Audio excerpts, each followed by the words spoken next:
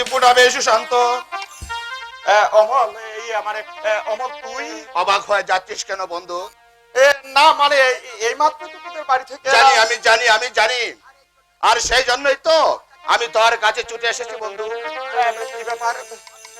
মাধুরীকে তুই কি বলেছিস? তুই আসার পর সে বিছানায় পরে পরে কাঁদছে। না না, সেরকম কিছু তো বলিনি। বলেছি কাকার পছন্দ মতো পাত্রকেই যেন সে বিয়ে করে।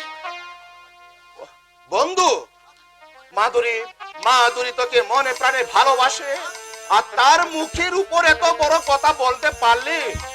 অমল, তুই বিশ্বাস কর রে অমল, তুই বিশ্বাস কর।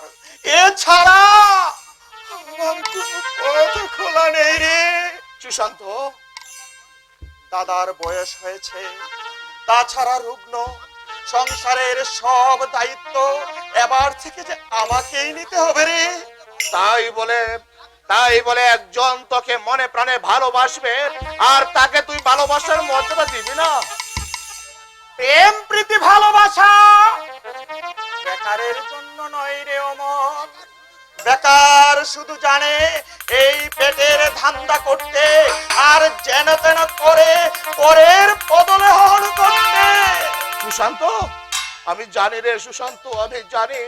তবু তবু তবু আমি তোকে অনুরোধ করছি ভাই, তুই বিমুখ করে ফিরিয়ে দিস নি ভাই। আমি তোকে ভিক্ষে চাচ্ছি। অমল, একে তুমি ভিক্ষে বলছো কেন অমল? দাদা, আপনি তোমাদের সমস্ত কথা আমি সব বাইরে দাঁড়িয়ে শুনেছি। কিরে হতভাগা, সে তোকে ভালোবাসে, তুইও তোকে ভালোবাসিস, অথচ বিয়ে করবি না, তাই কি কখনো হয়?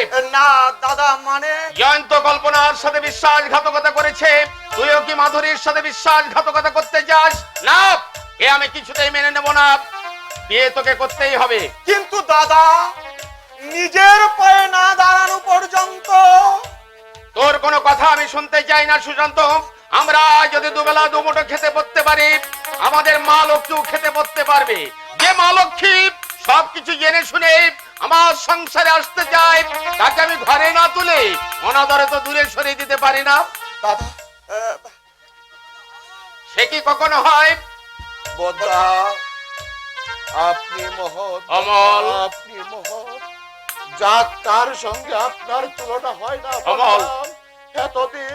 এতদিন আমি দূর থেকে আপনাকে দেখেছিলাম, অমল। আজ কাছে এসে প্রত্যক্ষভাবে দেখলাম আপনি চিরপরণীয় দাদা, আপনি চির পূজনীয় দাদা, অমল। আপনি চির পূজনীয় দাদা। অমল, অমল শোনো। এরে হতভাগা, মাথা নিচু করে দাঁড়িয়ে আছিস কেন? এতই যদি লজ্জা, তবে গিয়েছিলি কেন সবের ভিতরে? মাথা তোল বলছি। কি হলো? চেঁচাচ্ছ কেন? আনন্দে, আনন্দে বড় বউ, আনন্দে। আনন্দে? হ্যাঁ বড় বউ, আনন্দে। এবার তোমার একটা সঙ্গে এনে দিচ্ছি, সেই সঙ্গে সঙ্গে তুমি গল্প করতে পারবে। কি ব্যাপার? আমি তো কিছুই বুঝতে পারছি না। সুশান্তর বিয়ের সবকিছু আমি পাকাপাকি ব্যবস্থা করে ফেলেছি। সেই তুমি আবার কোথায় কি ঠিক করে ফেলেছো? এই গ্রামে এই মেয়েটার সঙ্গে সুশান্তর আগে থাকতে পরিচয় ছিল। এই হতভাগা মেয়েটার নাম জানো কি? মাধুরী। বড় মাধুরী নামটা তুমি কি করে জানলে? তোমার আগেই আমি সব জানি। আমার আগে থাকতে সবকিছু জানো, এতদিন তুমি আমাকে বলনি কেন? এই সংসারে যার যা খুশি মন চাইছে তাই করছো, আমাকে জানানোর প্রয়োজন মনে করছো না কেন? এই সংসারে কি আমি একটা জড় পদার্থ? নয় দাদা, তুমি জড় পদার্থ নয়, তুমি হচ্ছে এই সংসারের মাঝি। সুশান্ত। শক্ত হাতে হাল ধরে জলের দাপট আর জলের ঢেউ টেনে নৌকাকে শুধু কিনারায় ফিরিয়েছো। সুশান্ত। প্রতিদানে তুমি কিছুই পাওনি দাদা, সুশান্ত। তুমি কিছুই পাওনি। বড় বউ, বলছিলাম কি, পরশুদিন বিয়ে, আমার হাতে তো কোনো টাকা পয়সা নেই, এখন কি করি বলো তো? তুমি কোনো চিন্তা করো না। শোনো, মা যে সোনার হাটটা দিয়ে আমার মুখ দেখেছিল, ওটা বন্ধক দিয়ে তুমি এখনের কাজটা চালিয়ে দাও। একে একে তুমি তো সমস্ত গয়না তুমি আমাকে খুলে দিয়েছো বড় বউ। তোমার মায়ের শেষ স্মৃতি চিহ্নটুকু আমি তো তোমার কাছ থেকে কেড়ে নিতে পারি না বড় বউ। কেড়ে নেওয়া বলছো কেন গো? বড় কেড়ে বউ, নেওয়া বলছো কেন? আমি তো নিজেই দিয়ে দিচ্ছি। বড় বউ, আমার আমার স্বামী বিপদে পড়বে আর আর আমি সেই গয়না আগলে রেখে বসে থাকবো? তা কি কখনো হয়? হয় না গো, হয় না। বড় বউ, বড় বউ, দেখো, সুশান্ত জয়ন্তকে আমি পেটে ধরিনি ঠিকই, কিন্তু কিন্তু আমি তো ওদেরকে তাদের মায়ের মতো করে মানুষ করেছি। বড় বউ,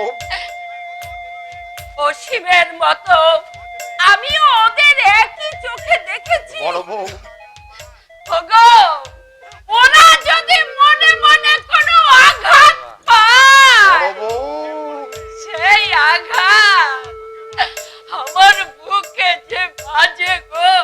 বড় বউ, তোমার মতো যদি দেশের প্রত্যেকটি নারী নিজেদের স্বার্থ ভুলে দেশের জন্য সমাজের জন্য এইভাবে এগিয়ে আসতো, তাহলে দেশটা আর সমাজটা স্বর্গে পরিণত হতো। এখন এসব কথা থাক, আমার এখন অনেক কাজ। শোনো, আলপনা দিতে হবে, বরণ ডালা সাজাতে হবে। ছোট বউ এসব কিছু জানে না, একা হাতে আমাকে সব কিছু করতে হবে। ইস, কখন যে আমি কি করব কিছুই আমি ভাবতে পারছি না, কিছুই আমি ভাবতে পারছি না। আমিও বাজারে যাই, বাজারে গিয়ে দই মিষ্টির অর্ডার দিতে হবে। এই সমস্ত গ্রামের লোকদের নিমন্ত্রণ করতে হবে। এই সমস্ত গ্রামের লোকদের আমি এমন খাওয়ান খাওয়াবো যাতে কেউ কোনোদিন এই প্রশান্ত চৌধুরীর বদনাম করতে না পারে, বদনাম করতে না পারে, বদনাম করতে না পারে। রোজগার করবার সামর্থ্য নেই, ভাইয়ের বিয়ে দিয়ে বউ আনছে ঘরে। হোক না বিয়ে, একটা পয়সা আমি এই সংসারে দিতে দেব না। তখনই বুঝবে কত ধানে কত চাল। একা একা দাঁড়িয়ে কি ভাবছো অপর্ণা? জানি না, যাও। আজ তোমাকে এত গম্ভীর দেখাচ্ছে কেন? কি হয়েছে প্রিয়সী? যা হবার তাই হচ্ছে। কি ব্যাপার আমি তো ঠিক বুঝতে পারছি না। এখনো যদি বুঝতে না পারো আর কবে পারবে শুনি? আসল কথাটা কি বলে বলো। তোমার বিরুদ্ধে ষড়যন্ত্রে জাল পাতা হচ্ছে। আমার বিরুদ্ধে ষড়যন্ত্র? এসব কি বলছো তুমি? কিসের ষড়যন্ত্র? যা ঠিক আমি তাই বলছি। কিসের ষড়যন্ত্র? তোমার দাদা তোমাকে এই সর্বশান্ত করার জন্য তোমার মেজদার বিয়ে দিয়ে বউ আনছে ঘরে।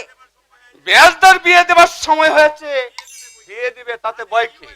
তাতে কি হয়েছে? মেজদার তো কোনো উপায়ই নেই, বিয়ে করে আনা মানে সমস্ত দায়িত্ব তোমাকেই নিতে হবে। হ্যাঁ, সে তো নিতেই হবে।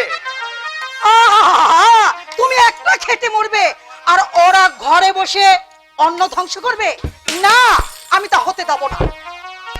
সত্যি অপর্ণা, তুমি লেখাপড়া শিখলেও মনটা কিন্তু তোমার খুব নিচু। নিচ নিচ তোমাকে ড্যাডির এখানে রেখে আসবে, চলো। এখানে তুমি কি করছো না করছো আমি দেখতেও আসবো না। না না না, তুমি চলে গেলে আমি যে ত্রিভুবন একেবারে অন্ধকার দেখব। তাই বুঝি? হ্যাঁ, তাহলে আমাকে এই বাড়িতে রাখতে হলে আমার প্রত্যেকটা কথা তোমাকে শুনতে হবে। হ্যাঁ, আমি তাই শুনি। এখন আষাঢ়ের মেঘ কাটিয়ে মুখে একটু হাসি আনো, আমি তোমাকে ঘরে হ্যালো, তাই বুঝি? হ্যাঁ।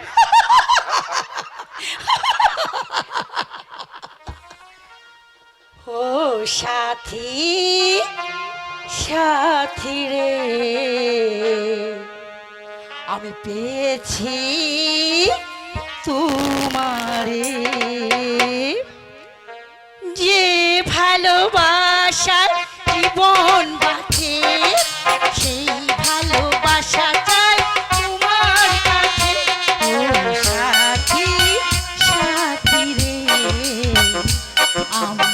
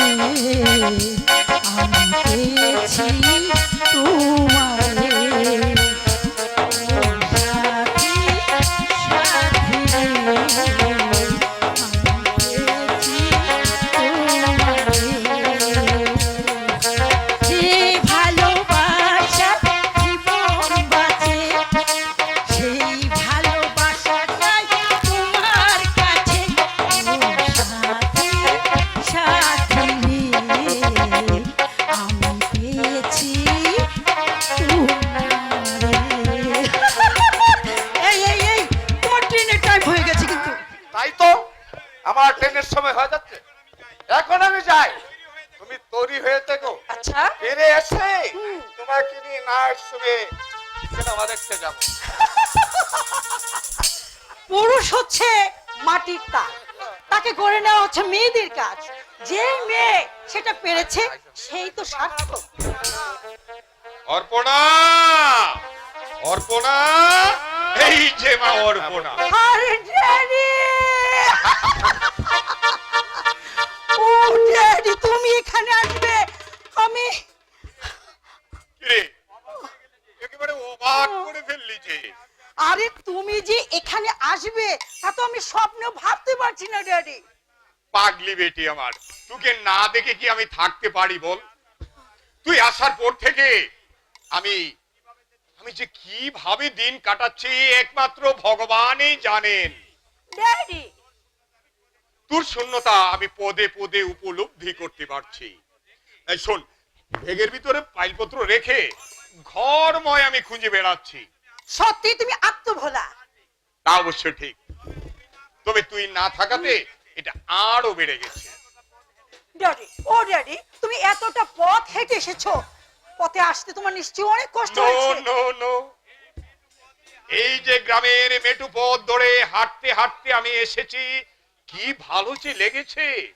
কি সুন্দর এই দেবীপুর গ্রাম, সবুজ ধানের শীষে বাতাসে ঢেউ খেলছে, রাখালেরা মাঠে গরু ছড়াচ্ছে, বাউল বুঝলে, বাউল এক তারা হাতে বাড়ি বাড়ি গিয়ে গান গাইছে, আর তার পেছনে ছোট ছোট কুকাকুকিরা চুপছে তো ছুটছে।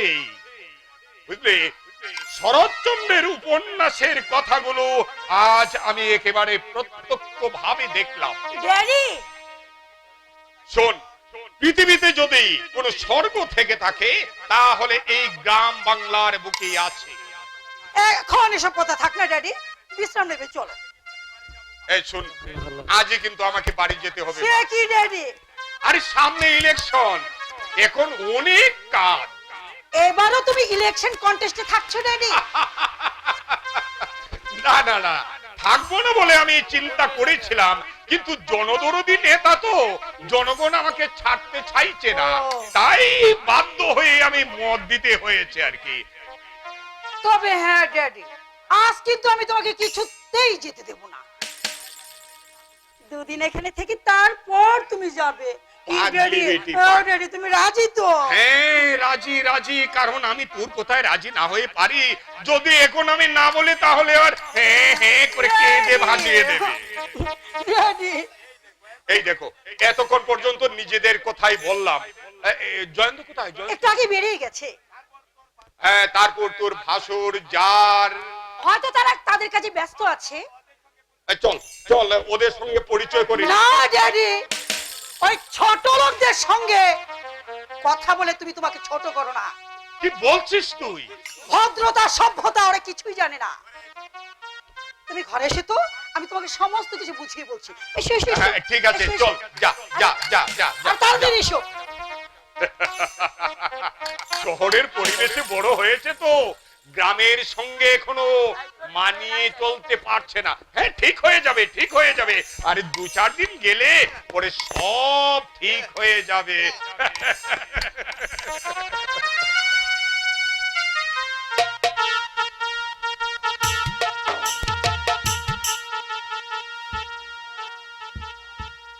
গরিবের ঘরে মেয়ে হয়ে জন্মানো মহাপাতকের ফল। পর বোনের 2000 টাকার জন্য দাদা পায়ে ধরে কাঁদছে, তবু ওদের পাষাণ হৃদয় এতটুকু গলছে না, এতটুকু গলছে না। কল্পনা, কল্পনা, ওরা ফিরে গেল। কল্পনা, ওরা যে ফিরে গেল। দাদা আমি কত অনুরোধ করলাম, আমার কথা কিছুতে ওরা শুনলো না। বাকি 2000 টাকা আমি পরে শোধ করে দেব, আমার কথা বিশ্বাসই করলো। আমরা যে গরিব দাদা, আমাদের কথা ধনীরা বিশ্বাস করবে না দাদা। কেন তুমি গিয়েছিলে?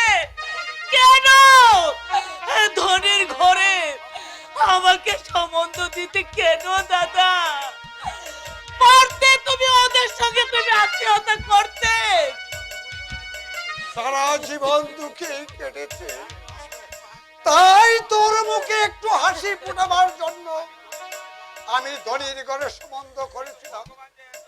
কিন্তু ভগবান যে এত নির্দয় হবে আমি তার স্বপ্নেও ভাবিনি দাদা আমি তার স্বপ্নেও ভাবিনি। আমি তোর জীবনকে দুঃখে ভরিয়ে দিয়েছি।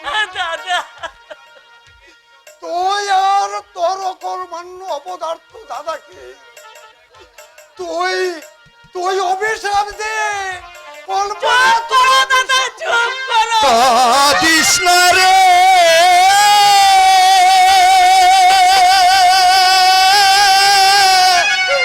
কাঁদিস না রে,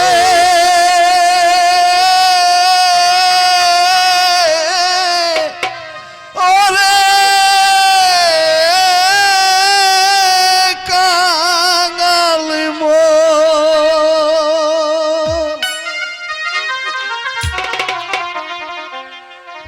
কাঁদিস না রে, কাঁদিস না রে, ওরে কাঙাল মন। কাঁদিস না রে, কাঁদিস না রে, ওরে কাঙাল মন। এ পৃথিবী পান্তশালা, এ পৃথিবী পান্তশালা, নিচে খুঁজি আপনজন।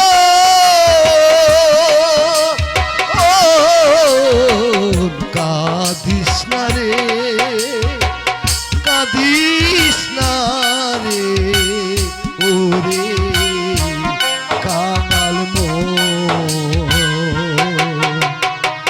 কাঁদিস না রে।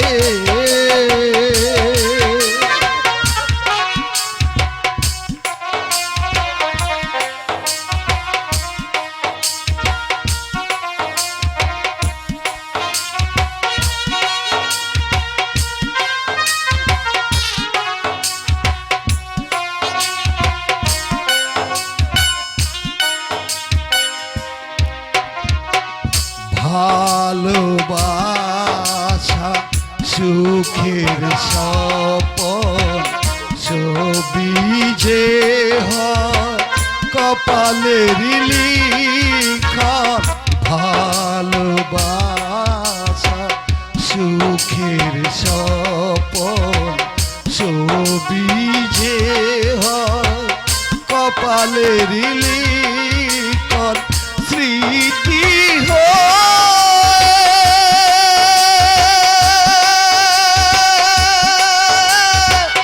দেই বেদনা, স্মৃতি দেই বেদনা, হৃদয় জুড়ে সারাক্ষণ। কাঁদিস না রে, কাঁদিস না রে, ওরে কাঙাল মন। কাঁদিস না রে, কাঁদিস না রে, ওরে কাঙাল মন। কেঁদো না মা, কেঁদো না। এই নিষ্ঠুর পৃথিবী তোমার চোখের জলের দাম দেবে না মা, তোমার চোখের জলের দাম দেবে না। নিচে রে তুই এমনি ভাবে চোখের জলে ভেসো না। কাঁদিস না রে,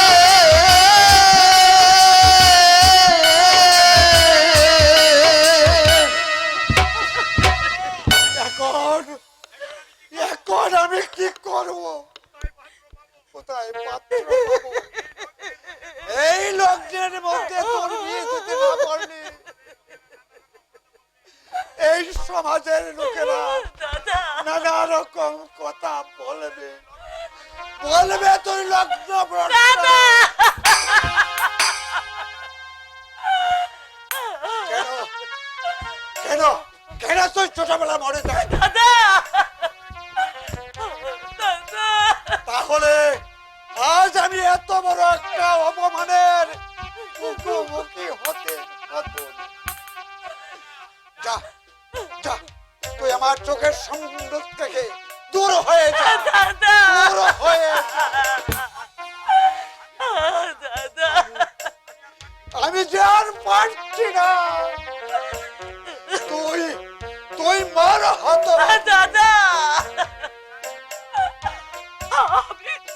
আমি যে মরতে চাই দাদা। আমি আমি কি করে বলবো দাদা? তুমি আমাকে বলে দাও দাদা, তুমি আমাকে বলে দাও আমি কি করে মরবো? কেন কেন এই গোয়ালে দড়ি আছে, ওরে বিষ আছে, ওই নদীতে জল আছে। কলে দড়ি আছে, হ্যাঁ দড়ি আছে, ঘরে বিষ আছে, হ্যাঁ বিষ আছে। নদীতে জল আছে। আমি আমি মরবো, আমি মরবো। এই জীবন বেঁচে রেখে আমার কোনো লাভ নেই, আমার কোনো লাভ নেই। আমি মরবো, আমি মরবো, না মরবো। না,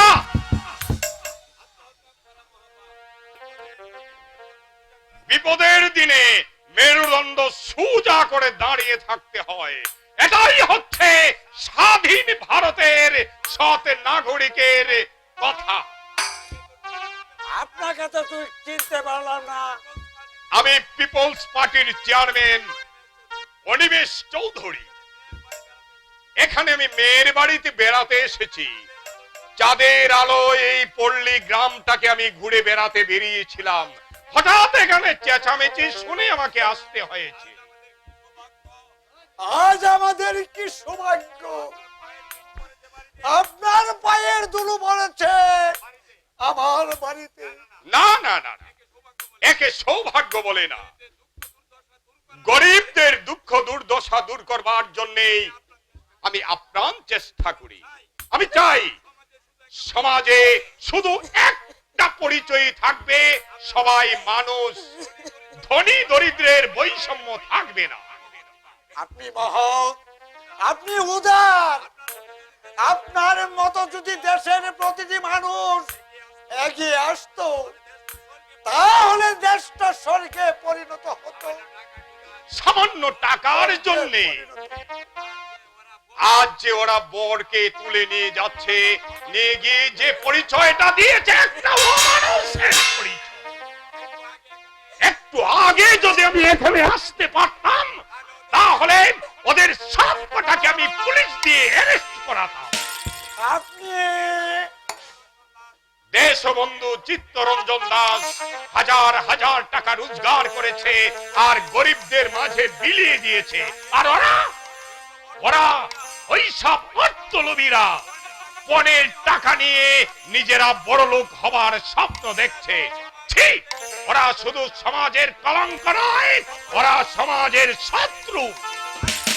থাকতে যদি ব্রিটিশ শাসন, তাহলে ওদের সব কটাকে ফাঁসিতে ঝুলিয়ে মারত। এখন আমি কি করব? যাও, মঙ্গল ঘাট সাজাও। এই লগ্নেই তোমার বোনের বিয়ে হবে। কিন্তু পাত্র কোথায় পাবো? আমি আপনি হ্যাঁ, আমি তোমার বোনকে বিয়ে করব। আপনি আমার বোনকে হ্যাঁ, আমাদের পিপলস পার্টির নীতি মানুষকে বিপদ থেকে উদ্ধার করা। যদিও আমার বয়সটা একটু বেশি, তবু এই অবস্থায় তোমাদেরকে ফেলে চলে যেতে পারি না। তাহলে যে পার্টির নীতিকে লঙ্ঘন করা হবে। কি বলছেন আপনি? কথা পরে হবে।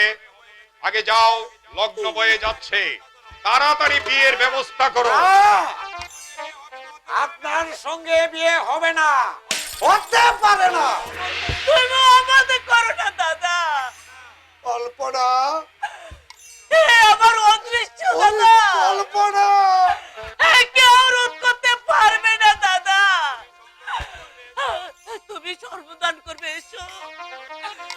লগ্ন বর্ষ থেকে কুমারী জীবন থেকে আমি রেহাই পাবো দাদা, আমি রেহাই পাবো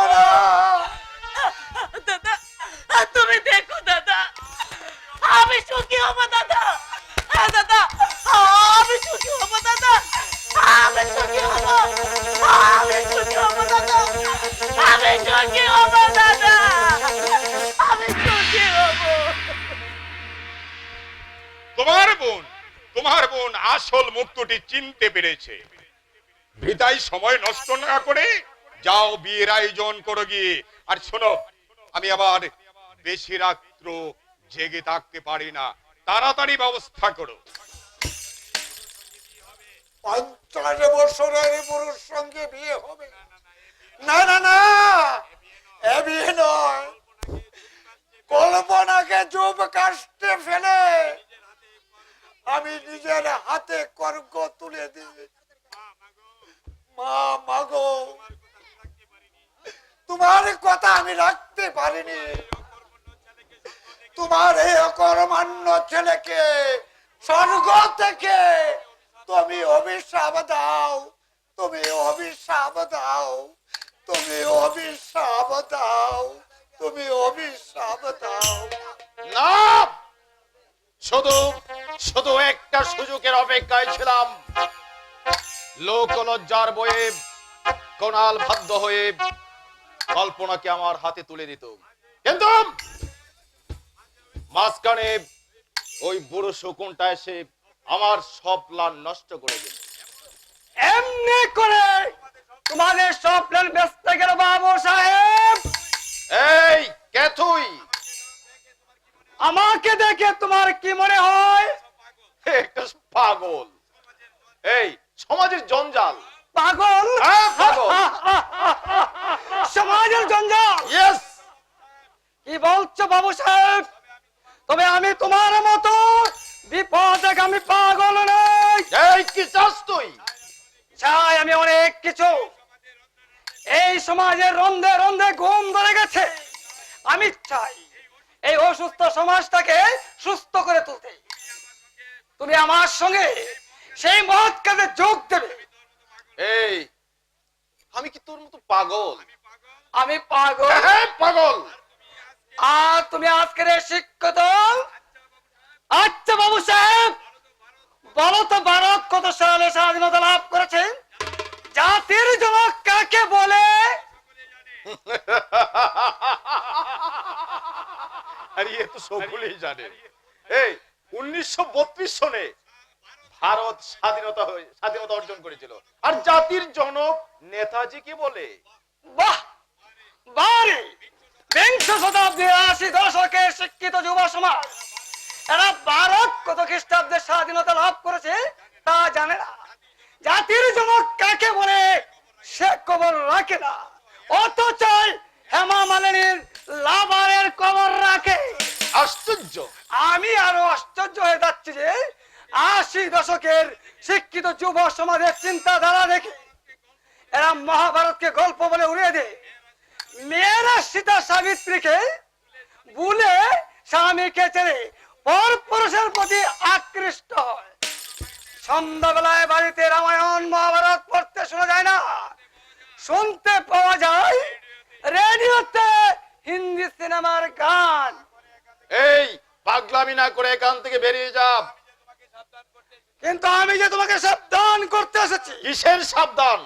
মরিচিকার মতো মেয়েদের পিছনে না চড়ে, হিন্দি সিনেমায় লাইন না দিয়ে এই সমাজকে রোগ মুক্ত করতে এগিয়ে আসো।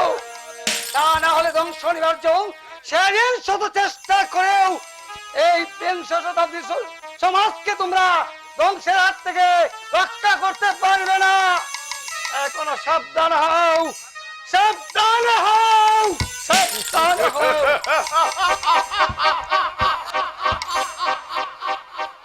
একটা পাগল এসে আমাকে জ্ঞান দেয়। Don't fear him, কমল চৌধুরী। একটা পাগলের কথায় তুমি থেমে গেলে চলবে না। পুরুষ হয়ে আমি এই পৃথিবীতে জন্মগ্রহণ করেছি, রঙে রসে আমার এই জীবনটাকে আরো আরো আরো অনেক উপভোগ করতে যাবে।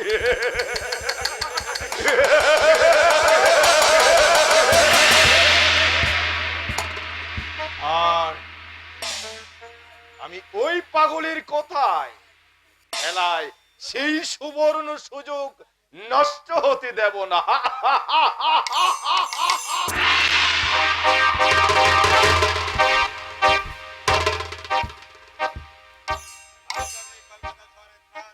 আজ আমি কলকাতা শহরের ত্রাস ত্রাস সৃষ্টিকারী গুন্ডা রত্নাকর।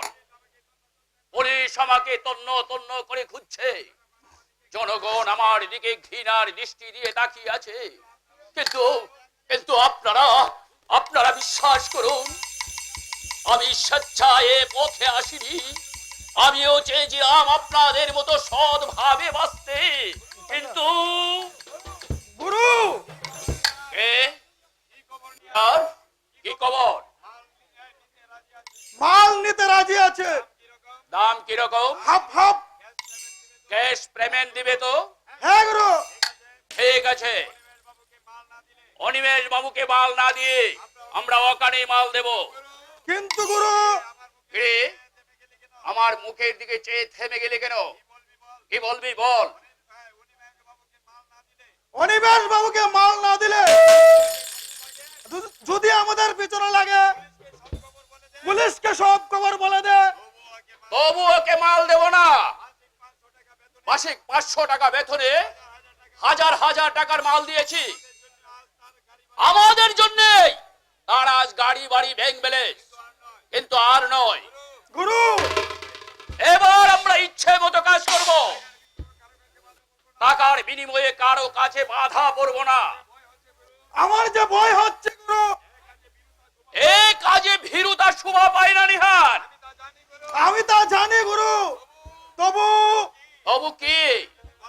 আমি যদি ধরা পড়ি আমাদের সংসার বেঁচে যাবে, বাবা মা অনাহারে মারা যাবে, কেউ দেখবে নেই। আমি থাকতে তোকে কেউ সহজে ধরতে পারবে না রে নিহার। যদি কোনোদিন একান্তই তুই ধরা পড়িস, সেদিন আমি হব আসামি। বিচার ছাড়াই গিয়ে আমি বলবো আমি গুন্ডা রত্নাকর, আমাকে শাস্তি দিন। গুরু গুন্ডামি করলেও আমার বুকে মায়া মমতা আছে রে নিহার। আমি আমি আমি যে তোকে ভাইয়ের মতো ভালোবাসি রে নিহার। আমি থাকতে তোর কোনো ক্ষতি হবে না রে নিহার, তোর কোনো ক্ষতি হবে না। সত্যি তুমি মহৎ গুরু। রে, রাত 11টা বাজে, চল। কোথায় যাবে গুরু? স্থল লেকে একটা বাড়িতে ডাকাতি করতে হবে। সারা মিল মালিক আছে, বেশ কিছু পাওয়া যাবে। কিন্তু থানার বড়বাবু আজকে রামতে বেরিয়েছে। ডোন্ট কেয়ার, যেতেই হবে। টাকার আজ আমার বিশেষ প্রয়োজন। কি এমন প্রয়োজন গুরু? বস্তির এক শ্রমিককে আমি কথা দিয়েছিলাম, তার মেয়ের বিয়েতে আমি 5,000 টাকা দেব। তুমি দেবে গুরু? নিহার, হ্যাঁ। কালো বাজারি মুনাফা করতে টাকা জোর করে চিনিয়ে নেই, বিয়ে দেব আমি বস্তির গরিব দুঃখী মানুষ। ধনীরা সুখে রাজভোগ খাবে, আর গরিবরা খিদে এক পোড়া রুটিও জুটবে না। তা হতে আমি দেব না রে নিহার, তা হতে আমি দেব না। ভেঙে চুরে ফেলবো ধনীদের ইমারত, ভেঙে খান খান করে দেবো ধনীদের রাজপ্রাসাদ। তারপর একদিন পুলিশের গুলিতে শেষ করে দেব এই অভিশপ্ত জীবন। গুন্ডামি করলেও গরিবদের দুঃখ দেখলেও গুরুর চোখে জল ধরে নিজের জন্য সামান্য রেখে সমস্ত টাকা বিলিয়ে দেয় গরিব গরিব দুঃখীদের মাঝে। এই জন্যই বলি শিক্ষিত অশিক্ষিত গুণে আলাদা, গুণে আলাদা।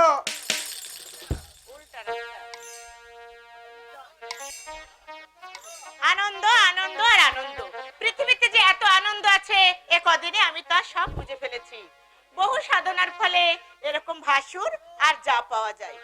আজ আমি ভাগ্যবতী, তাই দেব দেবীর মতো ভাসুর আর যা পেয়েছি।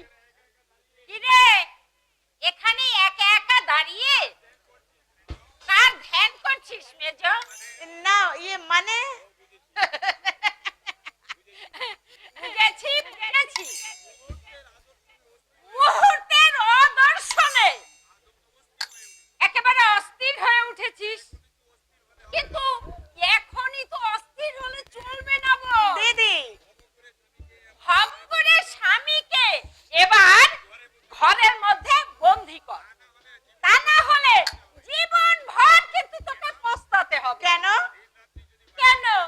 দিন রাত্র যদি বাইরে বাইরে ঘুরে বেড়ায় তাহলে কখন বাড়িতে থাকবে?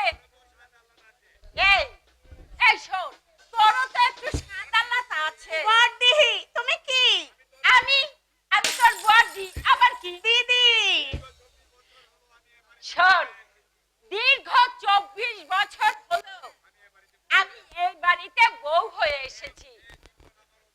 এই একঘেয়ে জীবন আমার কাছে বড় অসহ্য হয়ে উঠেছে রে। এবার তবু তোর সঙ্গে একটু গল্প করে দুদণ্ড সময় কাটাতে পারবো। ছোট বউ কি তোমার সঙ্গে কথা বলে না দিদি?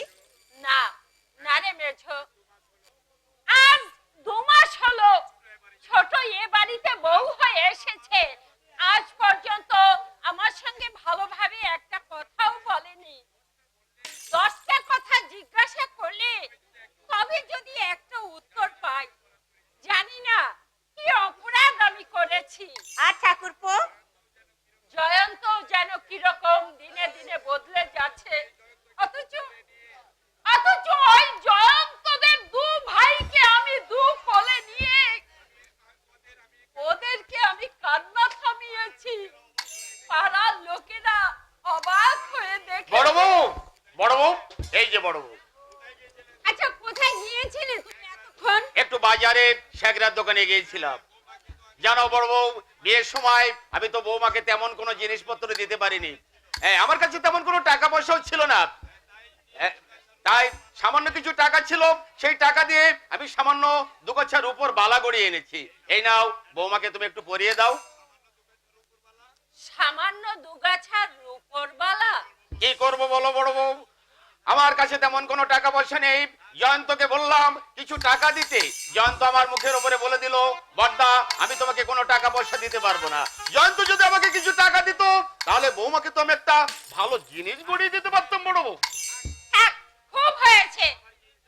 বড় বউ, আমার কি ইচ্ছা হয় না আমার বৌমাকে 2 গাছা সোনার জিনিস গড়িয়ে দিই, পাড়ার আর 5টা বইয়ের মতো আমার বৌমাকে আমি সাজিয়ে গুছিয়ে রাখি, কিন্তু কিন্তু কি করব বড় বউ, আমার যে কোনো উপায় নেই।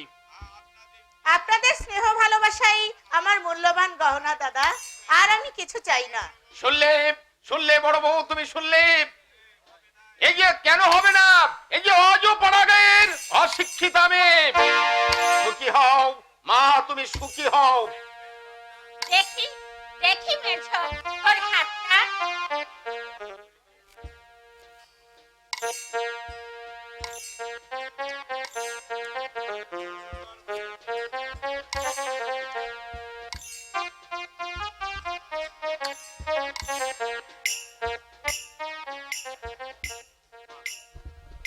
দেখো বড় বউ, দেখো কত সুন্দর মানিয়েছে, মনে হচ্ছে আমার এই ভাঙা ঘরে চাঁদের আলো ফুটে পড়েছে। সত্যি? বড় বউ, বলছিলাম কি, ছোট বৌমাকে দেখছি না। ছোট বৌমা কোথায় গেছে? ঘরের মধ্যে শুয়ে আছে। এই ঘরের মধ্যে শুয়ে আছে? এই অসময় শুয়ে আছে কেন? শরীর যদি খারাপ করেছে নাকি? শরীর খারাপ নয়, মন খারাপ। মন খারাপ? তাহলে আমি মনে মনে যেটা ভেবেছি সেইটাই কি সত্যি? কি সত্যি? না না বড় বউ, না, সে কথা আমি কিছুতেই প্রকাশ করতে পারবো না বড় বউ। যে সন্দেহের বীজ আমার মনের মধ্যে দানা বেঁধেছে সে যেন আমার মনের মধ্যেই গুবরে গুবরে মরে, তা যেন বাইরে কখনো প্রকাশ না পায়। কেন? বড় বউ, সমুদ্রের বালুতটে যে রেখা আমি টেনেছি, সে রেখা ক্ষণস্থায়ী। হয়তো এখনই সাগরের জল এসে ধুয়ে মুছে একাকার হয়ে যাবে, আর আমি শুধু নীরব দর্শকের মতো দাঁড়িয়ে শুধু দু চোখ ভরে দেখবো আর শুধু আফসোস করবো। এসব কি বলছো তুমি? বুঝবে না, তুমি বুঝবে না বড় বউ, তুমি বুঝবে না। আমি জীবন সংগ্রামে প্রতিনিয়ত যুদ্ধ করে চলেছি, এবার হবে তার চরম পরীক্ষা। আর এই পরীক্ষায় যদি আমি উত্তীর্ণ হতে পারি, তাহলে বজায় থাকবে আমার সংসারের সুখ শান্তি। আর যদি আমি উত্তীর্ণ না হতে পারি, তাহলে চিরতরে আমার এই সংসারটা দুঃখের অন্ধকারে ভরে যাবে। না না, আমার এই সাজানো সংসারকে আমি কিছুতেই দুঃখের অন্ধকারে ভরে যেতে দেবো না বড় বউ, কিছুতেই না, কিছুতেই না। বড়টা কিসব বলে গেল বড়দি?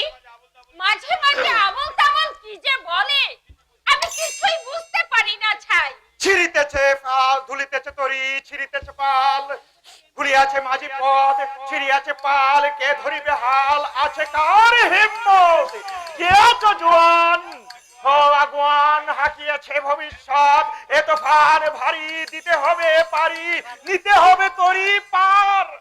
থাক থাক থাক, খুব হয়েছে। আমার খুব খিদে পেয়েছে বৌদি, তুমি আমাকে খেতে দেবে? চলো বৌদি, এই তোমার হাতে না খেলে আমার পেট ভরবে না।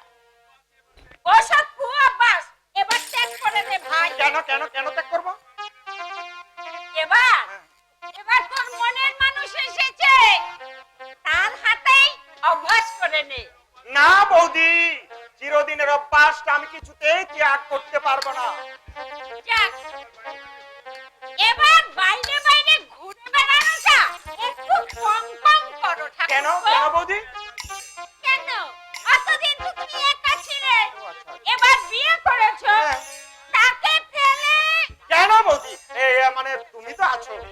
দিদি, এই আমি সরে যাচ্ছি। দর্শনের জ্বালাটা এবার একটু ভালো করে মিটিয়ে নে। ভালো হবে না বলে দিচ্ছি। তবে হ্যাঁ, বেশ শক্ত করে বাঁধিস নেজ, তা না হলে পাখি কিন্তু খাঁচা ছেড়ে হুট করে পালিয়ে যাবে। আর বর্দি নেকামো।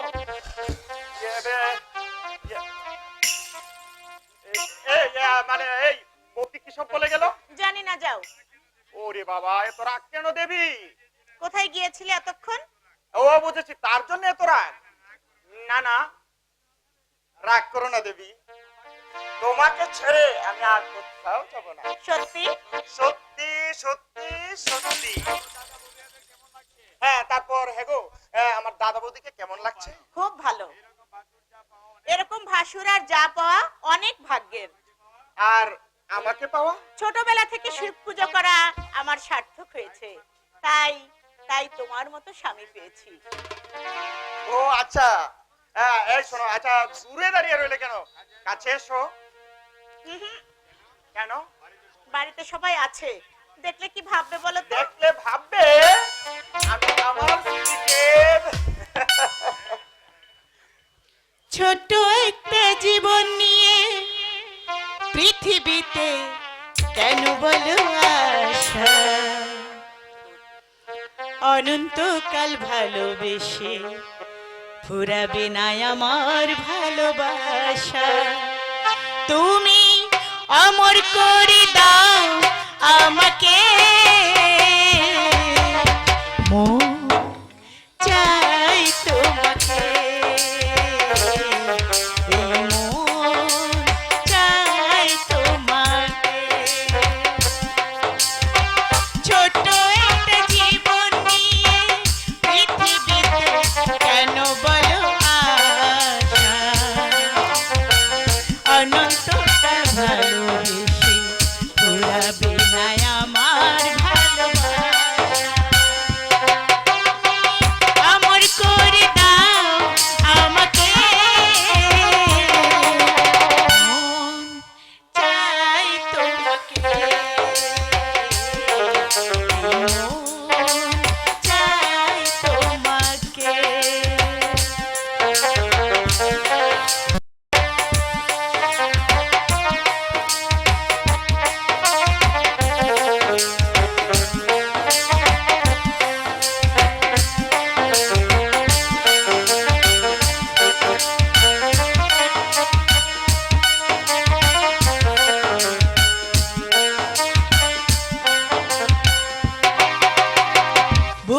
ভিতরে হৃদয় আছে, তার ভিতরে তুমি।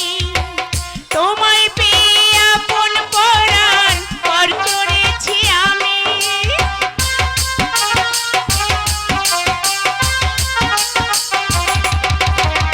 বুকের ভিতরে হৃদয় আছে, তার ভিতরে তুমি। তোমায় পেয়ে আপন পরাণ পর করেছি আমি। তুমি অমর করে দাও আমাকে, মন চাই তোমাকে, মন চাই তোমাকে।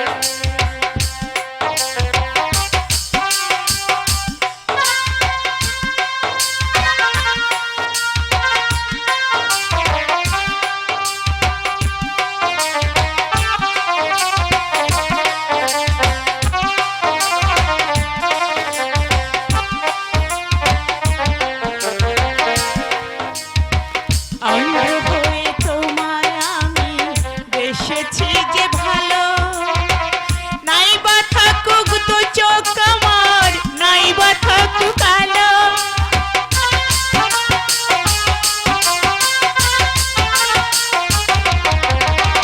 অন্ধ হয়ে তোমায় আমি বেসেছি যে ভালো, নাই বা থাকুক দু চোখ আমার, নাই বা থাকুক কালো। তুমি অমর করে দাও আমাকে, মন চাই তোমাকে, মন চাই তোমাকে। ছোট্ট একটা জীবন নিয়ে পৃথিবীতে কেন বড় আশা, অনন্তকাল ভালোবেসে ঘোরাবে না আমার ভালোবাসা। তুমি অমর করে দাও আমাকে, মন চাই তোমাকে, মন চাই তোমাকে, মন চাই তোমাকে। মাধুরী, তুমি আর আকাশের চাঁদ আমার কাছে এক, এতটুকু পার্থক্য নেই। তাই বুঝি? হ্যাঁ, ছোট ছেলেরা যেমন মায়ের কোল থেকে আকাশের দিকে এক দৃষ্টিতে তাকিয়ে থাকে, তেমনি তেমনি আমার হৃদয়ে আকাশে তুমি চাঁদ। তোমার মুখের দিকে তাকিয়ে আমি কাটিয়ে দেব আমার জীবনের বাকি দিনগুলো। তুমি রঙের রসে ভরিয়ে দেবে আমার আকণ্ঠ তৃষ্ণা। এই এসব কি হচ্ছে? স্ত্রীর প্রতি স্বামীর যে কর্তব্য আমি তাই করছি। যা, দুষ্ট কোথাকার। এই শোনো, তোমার কর্তব্য পরে পালন করলেও চলবে, এখন খাবে, এসো চলো। হ্যাঁ, হ্যাঁ, যাও, আমি আসছি। সুশান্ত বাবু, ও আচ্ছা, চন্দন বাবু আসুন আসুন। কি ব্যাপার? এতদিন আপনি জাননি কেন? দেখুন চন্দন বাবু, আমি একটা ঝামেলায় ছড়িয়ে পড়েছিলাম, তাই যেতে পারিনি। তাই আমি ভাবলাম হ্যাঁ হ্যাঁ, আমার গায়ে পড়া বন্ধুত্ব হয়তো পছন্দ করেন না। না না, ও কথা বলছেন কেন? দেখুন সুশান্ত বাবু, আমাদের মধ্যে যখন একটা বন্ধুত্বের সম্পর্ক গড়ে উঠেছে, তখনই আপনি বলাটা কি শোভা পায়? বন্ধুত্ব প্রগাঢ় করতে এই আপনি ত্যাগ করি তুমি যে নিয়ে এলে কেমন হয়? হ্যাঁ, ভালোই হয়, কিন্তু কোনো কিন্তু নয়। সকলের কাছে আমি শ্রদ্ধার পাত্র ডাক্তার হলেও তোমার কাছে আমি বন্ধু চন্দন হয়ে থাকবো। কংগ্রাচুলেশন। এই গ্রামে সকলের সঙ্গে আমি মিশেছি, তার মধ্যে তোমাকে আমি খুঁজে পেয়েছি যে পরের জন্য নিজেকে ত্যাগ করতে পারে।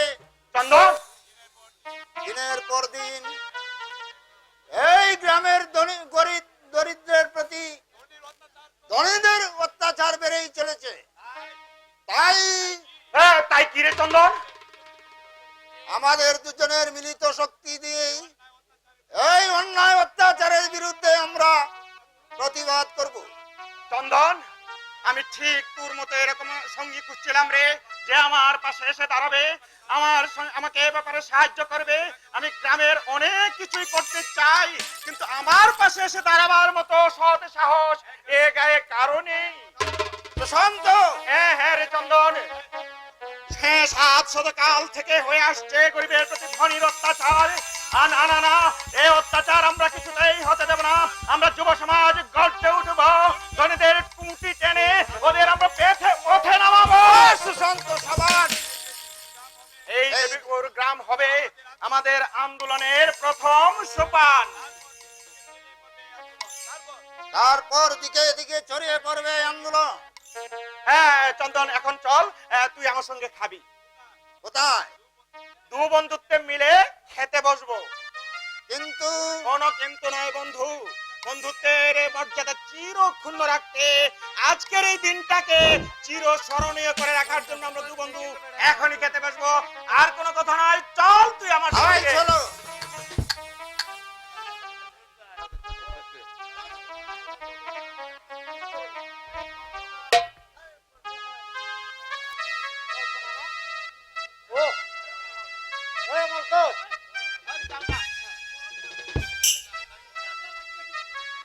দিনের পর দিন না না দিমা, তোমার কোনো কথাই আমি বিশ্বাস করি না। বাবা কান্দ, আমি অনেক চেষ্টা করেছি, কিন্তু সব গোলমাল করে দিল এই অনিমেষ চৌধুরী। আমি তাকে বিয়ে হলো কিনা একটা বাইরের লোকের সঙ্গে, এই অপমান শুধু আমার নয়, এই অপমান তোমারও। আর কি করবেন? মুলানের বাড়িটা আগুন জ্বালিয়ে দেব, তাকে গ্রাম ছাড়া করব। কিন্তু দিমান, কোনো কিন্তু নয়, তবেই সে বুঝতে পারবে তার বোনকে আপনার হাতে তুলে না দেওয়ার ফল কত ভয়ঙ্কর কঠিন। পারবে তো? বাবা কান্দ, আরে পারবো না মানে?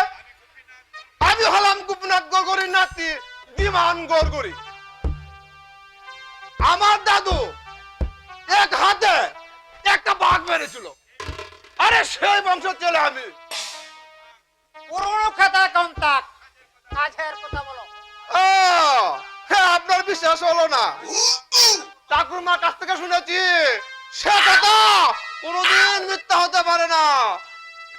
আমি মিথ্যার কথা বলছি না, তোমার কথা মতো ওর সাজের অর্ডার দিয়েছি, এখন তার কি হবে? হ্যাঁ, আমি আর একটা রূপরী সন্ধান পেয়েছি। সত্যি বলছো দিমা? আমি তাতে আপনার কোনো চিন্তা নাই। দিমা, হ্যাঁ, হ্যাঁ দিমা, মেয়েটা দেখতে কিরকম রে? খুব সুন্দর, দবদবে গায়ের রং, তারপর তারপর বাঁশির মতো নাক, যখন আসে মনে হয় মুখটা ধরে পড়ে। দিমা, হ্যাঁ, দিমা, হ্যাঁ, তুমি আজই যাও। দিমা, হ্যাঁ। আমি অপেক্ষা করতে পারছি না। আরে বাবরে বাবরে, এই যাবো মানে এই রূপসকে একবারে আপনার কাছে এসে পৌঁছে দেব। এই জন্যই বলি, বিমান ছাড়া আমার উপকারী বন্ধু এই পৃথিবীতে আর কেউ নেই। আপনি বলেন, কিন্তু আপনার বড় ছেলে এই অমল বাবাজি হ্যাঁ, আমাকে দু চোখে দেখতে পারে না। ওর কথায় তুমি রাগ করো না, ও কাস্ত পাগল। আসলে হ্যাঁ। এই আপনি বিয়ে করো, ওটা অমল বাবাজি চায় ছানা না। ছানা রে, ছানা ছানা। বিমান চলে নয়, ও হচ্ছে আমার শত্রু, আমার শত্রু। তা না হলে মায়ার বাবার বিয়েতে ছেলে চমক করতে পারে? বাবা কান্ড, আরে এই বিমান গড়গড়ি যখন আছে হ্যাঁ। তখন আপনার বিয়ে দিয়ে চাইবে। তবে কোনো ওজোর আপত্তি শুনবে না। তোমার আশাতেই তো আমি আছি দিমান। দেন এখন কিছু টাকা দেন। এই চাইছি। আরে গহনা করাতে হবে। গহনাতে কি হবে? আরে আরে গহনা দিয়ে তো মেয়েদেরকে পটানো যায়। ঠিকই বলেছো দিমান, ঠিক বলেছো দিমা। হ্যাঁ আচ্ছা খারাও দেখি যা সাথে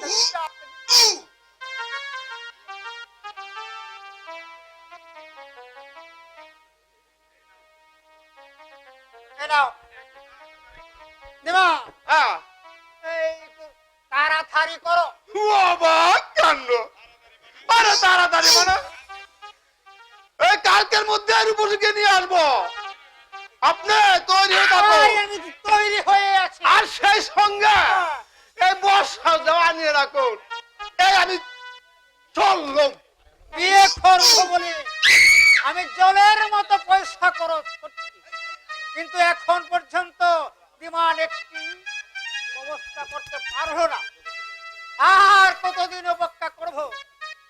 আমার ইচ্ছে তুমি পূর্ণ করো ঠাকুর, আমার ইচ্ছে তুমি পূর্ণ করো। বাবা বাবা কে? ও আমার। হ্যাঁ বাবা, তোমার কাছে আমার একটা অনুরোধ আছে বাবা। বলো।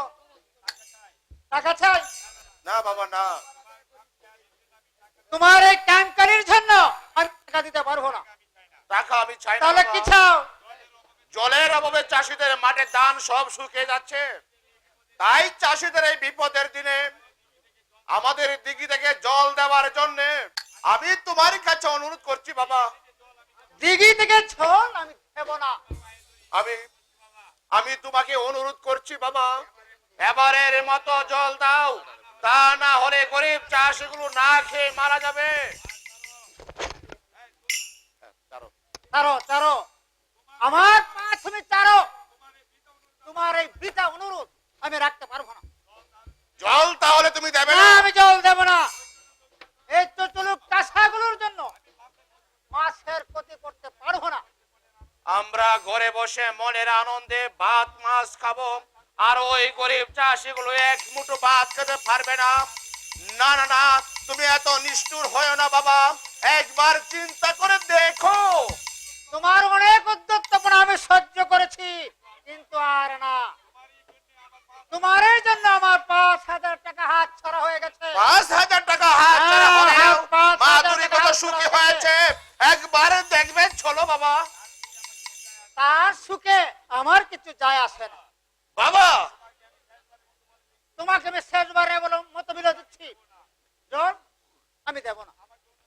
আমাকে তুমি অনুরোধ করতে আসো না। জল তুমি না দিলেও গরিব চাষিগুলো একবার তোমার দিক থেকে জল নেবার চেষ্টা করবে বাবা।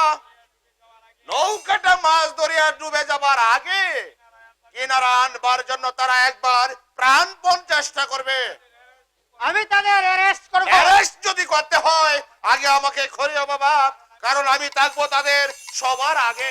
আমার গরিব মানুষকে ঠকিয়ে তুমি শত শত মানুষকে তুমি অনেক পাপ কাজ করেছো, তাই তোমার জেলে হয়ে আমাকে একটু পাপের প্রায়শ্চিত্ত করতে দাও বাবা।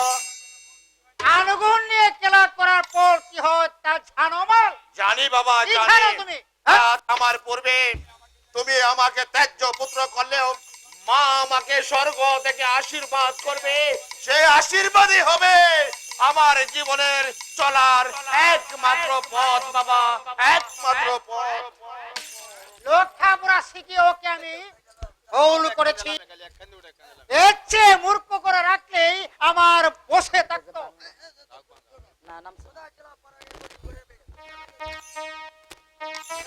কোথায় ছিলাম?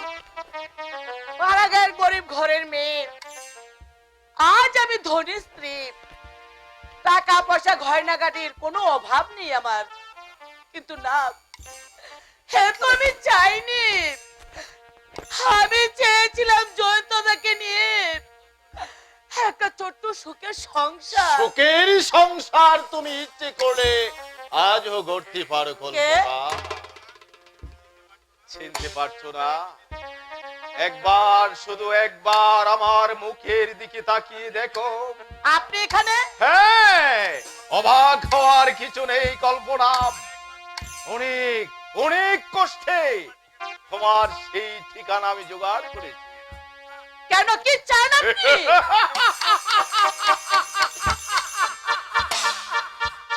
ইয়া, মানে কল্পনা, তোমার স্বামীটি কোথায়? বাড়িতে নেই। এই তো আমার সুবর্ণ সুযোগ। কিসের সুযোগ? কল্পনা, কোথায়? আমার সঙ্গে চলো। কোথায় যাব? অনেক দূরে, যেখানে কেউ আমাদের খুঁজে পাবে না, সেখানে শুধু থাকবো তুমি আর আমি। তোমাকে নিয়ে জানো কল্পনা, তোমাকে নিয়ে আমি একটা ছোট্ট সুখের সংসার গড়ব। আপনি আর এখন আমার পিছনে? তুমি বিশ্বাসই করো কল্পনা, তোমার জীবনটাকে আমি রঙে রসে ভরিয়ে দেব। তা তো সম্ভব নয়। কেন সম্ভব নয়?